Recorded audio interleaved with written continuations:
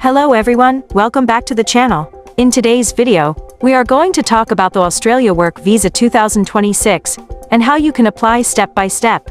Australia has announced new updates for skilled workers in 2026, making it easier for international applicants to find job opportunities. To apply for an Australia Work Visa, the first requirement is that you must have a valid skill or work experience in a specific field. Secondly, you will need to pass an English language test, such as IELTS, or an equivalent exam. The application process is completely online, and you can apply through the official immigration website. The visa fee usually ranges between $3,000 to $5,000 Australian dollars depending on the visa type. The processing time is around 3 to 6 months, but it may vary based on your application and documents.